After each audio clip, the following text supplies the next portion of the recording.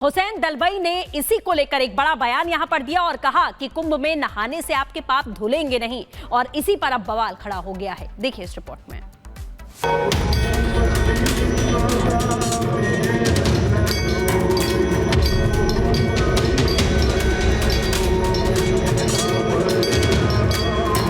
अब लाखों लोग, करोड़ों लोग अगर वैसे जाएंगे और ये करेंगे तो बीमारी एक तरह से आमंत्रण दे रहे हैं बीमारियों को।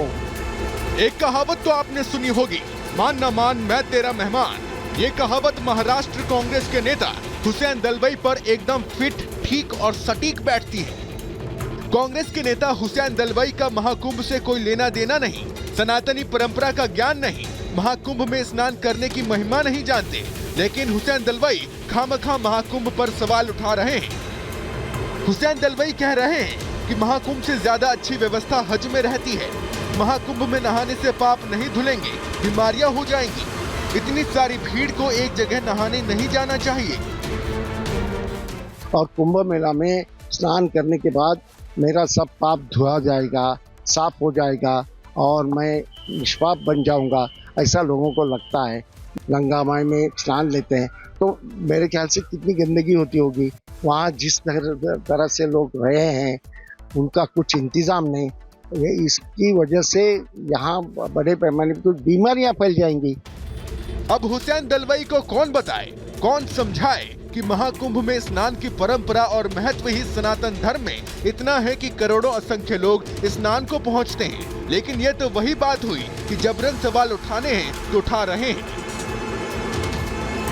कांग्रेस नेता हुसैन दलबई सनातनियों की चिंता में परेशान हो रहे हैं, तो बीजेपी ये कह रही है कि आप हिंदुओं की चिंता मत करिए, भ्रम मत फैलाइए, दुष्प्रचार मत करिए। मोदी योगी सब कुछ देख रहे हैं, आपको चिंता करने की जरूरत नहीं है।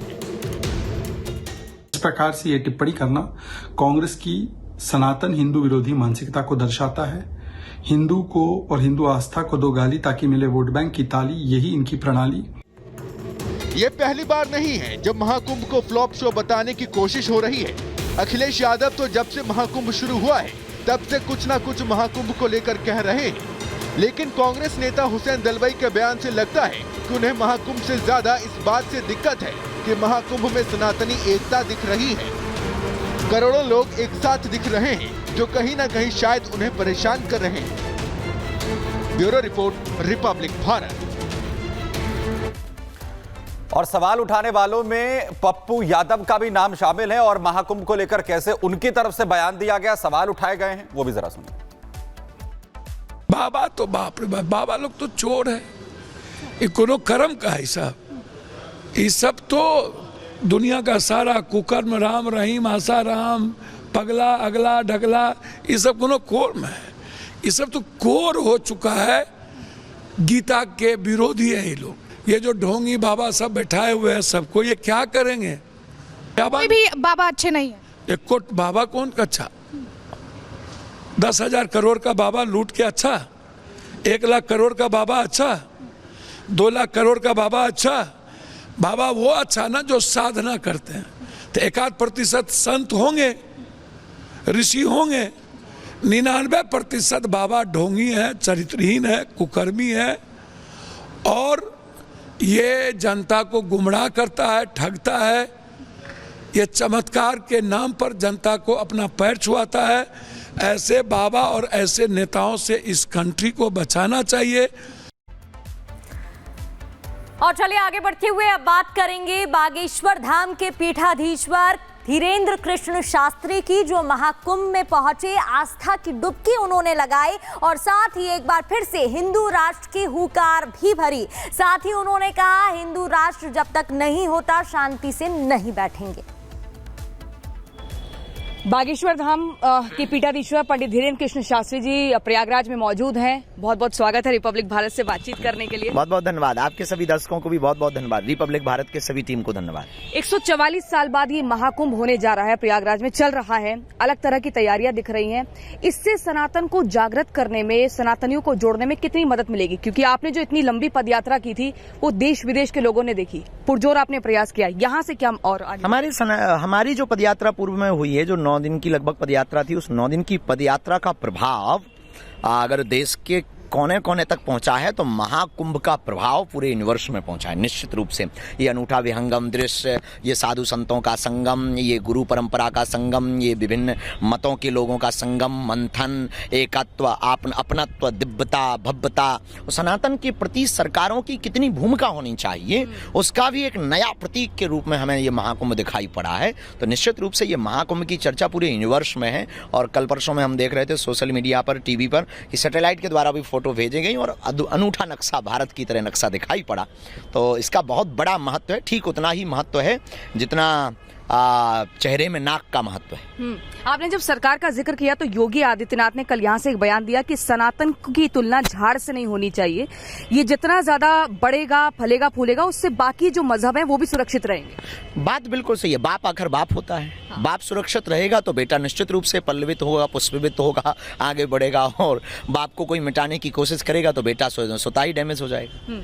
अब धर्म संसद का बार बार जिक्र हो रहा है, अलग अलग मांगे उसमें रखी जा रही हैं, कल भी होने वाली है। क्या आपकी तरफ से भी कोई मांग रखी जाएगी? क्योंकि गौ माता को राष्ट्र माता का दर्जा दिया जाए, इस तरह की बात हो रही है, सनातन बोर्ड का जिक्र हो रहा है, आपकी तरफ से कोई नई मांग रखी जाएगी?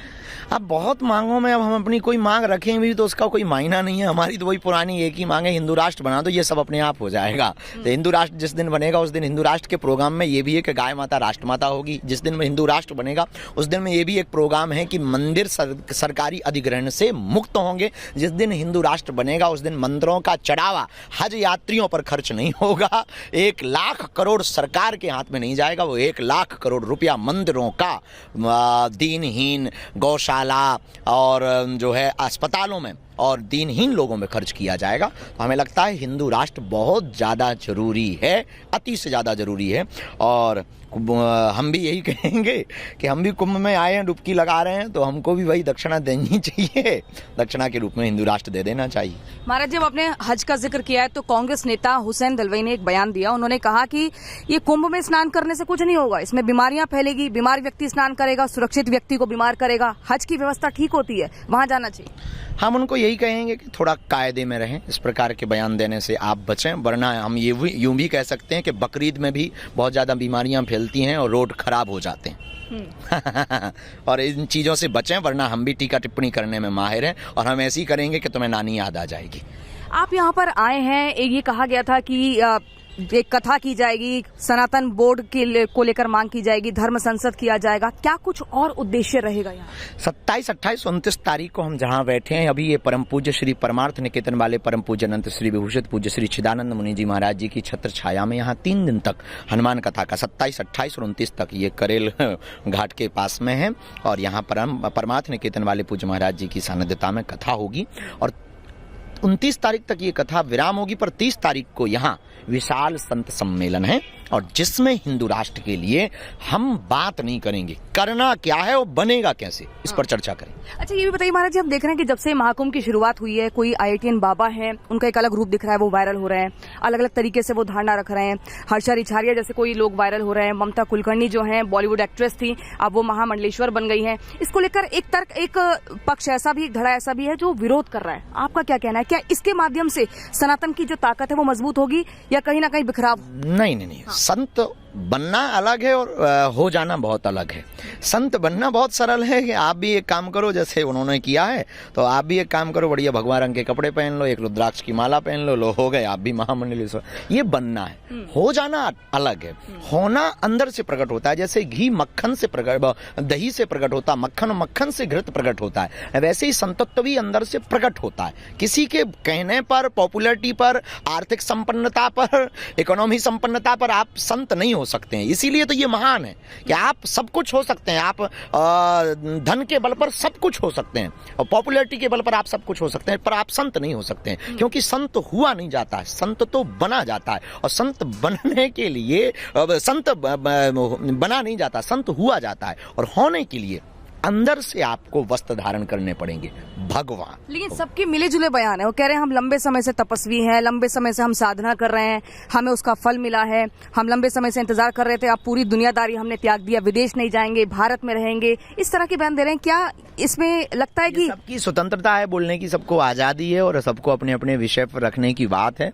हम यूं नहीं कह सकते कि उन्होंने क्या किया क्या नहीं किया है, पर ये निर्णय हमारे उनके गुरु करेंगे, ना कि हम करेंगे कि उन्होंने तब किया है कि नहीं किया है। है, उनके ऊपर बैठे हुए आचार्य श्रेष्ठ करेंगे कि उन्होंने जप किया है या नहीं किया है। तो ये गुरु के ऊपर बहुत मायने रखता है। जैसे हमारे गुरुजी ने हमारे सिर पर हाथ रखा, जगत गुरु जी ने, तो बहुत विचार करके ही रखा होगा, ऐसे तो हाथ रखा नहीं होगा, कुछ देखा होगा कि हाँ ये साधारण सी एक सनातन की सिपाही लायक पात्र है, तो उन्होंने रख दिया हाथ। तो ये हमारे गुरु के ऊपर है कि हम क्या हो सकते हैं। हमें नहीं अपना दिखाई पड़ता है और आके हम क्या हैं, हमारे सदगुरु को दिखाई पड़ता है कि हम क्या हैं। आपके हिसाब से ये सनातन की परिभाषा क्या है, महाकुंभ की परिभाषा क्या है, और आगे मौनी अमावस्या भी आ रही है जिसमें आप भी स्नान करेंगे और करोड़ों लोग आएंगे, इन सब चीजों को अगर देखें तो ये भी एक त्रिवेणी हो जाता है। इन सब की क्या परिभाषा, कैसे परिभाषित किया जाए? सनातन की परिभाषा सीधी सी सरल सी है, किसी के हृदय को ठेस ना पहुंचा करके सबको गले लगाना, पूरे विश्व को अपना परिवार मानना, वसुदेव कुटुंबकम की परिचर्चा पर जीवंत रहना सनातन धर्म है। सनातन का मतलब जो आदि से है, मध्य में है और अंत तक रहेगा। सनातन का मतलब जो कभी मिटा नहीं है। सनातन का मतलब जिससे ही सब प्रकट हुए हैं, वो सनातन है। और इस महाकुंभ की इस बार क्या महत्ता है? 144 साल बाद जो ये हुआ है, अलग अलग तरीके से लोग धारणा रख रहे हैं, आपके हिसाब से क्या इसको समझो? एक होता अर्धकुंभ जो 6 वर्ष में आता, एक होता पूर्ण कुंभ जो 12 वर्ष में आता, लेकिन एक होता महाकुंभ जो 144 साल में आता है। और ये हम सबका सद्भाग्य के पहले हमने राम मंदिर को अपनी आंखों से देखा 500 साल बाद, और अब 144 साल बाद हम इस महाकुंभ को अपनी आंखों से देख रहे हैं। ये समस्त जितने लोग इस महाकुंभ में डुबकी लगा रहे हैं। अब तो 22वीं सदी में ऐसा महाकुंभ हम सब देख पाएंगे, पर रहेंगे तो देख पाएंगे, दूसरा जन्म होगा तो देख पाएंगे। अगर बीच में ही कुछ और बन गए तो जय बजरंग बली की। आज गणतंत्र दिवस भी है, इस पर आप क्या संदेश देना चाहेंगे? राष्ट्रभक्ति दिल में होनी चाहिए। राम भक्ति और राष्ट्रभक्ति दोनों जरूरी हैं और पैरेलल दोनों अपनी जिंदगी में होनी चाहिए। एक तरफ 2 अंग हैं, 2 हाथ जैसे जरूरी हैं, दायां और बायां, वैसे ही राम भक्ति और राष्ट्रभक्ति दोनों जरूरी है। अगर एक हाथ कर दिया जाए कम तो आप दिव्यांग हो जाएंगे।